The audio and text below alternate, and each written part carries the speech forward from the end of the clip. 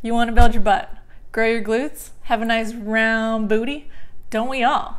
But I got you, girl. I'm going to give you the 8 steps and a bunch of exercises for you to build your butt. Hey. So the first thing you should know is it's very possible as you're working out for your butt to get smaller before it gets bigger. This is a really good thing because that means you're losing fat. You can't mold fat. Fat is actually what has cellulite and it'll start to sag. But you can mold muscle. So you want to lose the fat and we'll start to mold the muscle, and that's how you get those nice round full glutes. So how do you build muscle? Well, let's get into the 8 steps. 1, eat enough food. In order to build muscle, any muscle, you need to be in a caloric surplus, which means you're burning less calories than you're consuming. Now it doesn't have to be excessive. I would recommend 10 to 20% above your maintenance calories. And I'll get into how to calculate all that in a separate video. But you also need to eat for nutrition. So you need to hit your macronutrients, your protein, which is essential for muscle building, your fat, which is great for giving you energy, and then your carbs, which will help replenish your depleted glycogen from working out. But don't forget to also intake your micronutrients and vitamins. 2, glute activation. Most of us sit at a desk all day behind a computer screen, so that makes your glutes inactive. Then when you go to work out or move, your glutes aren't firing properly. This can easily lead to pain in your lower back, hips, knees, or ankles. I know in the past it's caused a lot of hip pain for me, and I always had tight hamstrings. So how do you activate your glutes? Well, you need to loosen the muscles in your glutes before you start going to lift heavy. You can do this by body weight exercises such as walking lunges or body weight squats, or you can start using or incorporating resistance bands with lateral walks or abductors, stuff like that. 3, training factors. To build strong, full glutes, you need to combine 2 training factors: mechanical tension, which is lifting heavy, and metabolic stress, which is the pump. So you're going to want to start with a foundation of high tension exercises like the squat, deadlift, and of course the hip thrust. You're going to want to do 3 to 5 sets of 4 to 8 reps and progressively add weight to the bar over time. And this adding weight to the bar over time is called progressive overload. These high tension exercises that are really going to build your strength really maximize your muscle fiber recruitment, and then once you've maximized those muscle fibers, then you want to fatigue them, and you do that through metabolic stress. So you can do this by doing 1 to 2 sets of high reps of 15 to 20, and that'll really get the burn and that pump.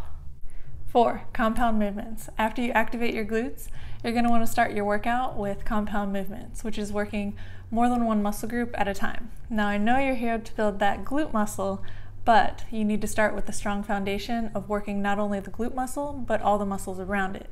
So your hamstrings, your quads, your back, all of that. And then you can go on to your isolation glute exercises like your glute bridge and glute kickbacks, stuff like that. 5, manipulations. This is my absolute favorite. By adding manipulations to exercises, you can really build your strength and target specific muscles. So for instance, on a sumo pull, you can hold at the top for 3 to 5 seconds, or you can point your toes out instead of being neutral when you squat. These simple little things make a huge difference.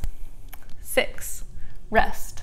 So resting is just as important as hitting the gym and working out, because resistance training breaks down your bodily tissues. So resting really helps give your body time to rebuild your muscles, your tissues, and your bones. So you really need that time to rest. 7, mind-muscle connection. This is where your brain releases a neurotransmitter to the muscles in your body. The stronger this connection, the more muscle fiber recruitment you get. And it's really about squeezing your muscles and paying attention to the quality of the reps as opposed to necessarily counting reps. And finally, 8 is consistency and patience. You will not see results if you just go and work your glutes 1 to 2 times a week for a month. That's not going to work. So you have to be consistent with it, working at least 1 to 2 times a week over time. And you're also not going to see results quickly. It's not going to happen overnight. So be patient with it, be consistent with it, and over time you will see those results. I promise you that. So to sum up the 8 steps for you to build your butt: eat enough food, glute activation, training factors of mechanical tension and metabolic stress, compound movements, manipulations, rest, mind-muscle connection, and consistency and patience. So those are the 8 steps. Now let's get to the workout to build that butt, girl. Yeah!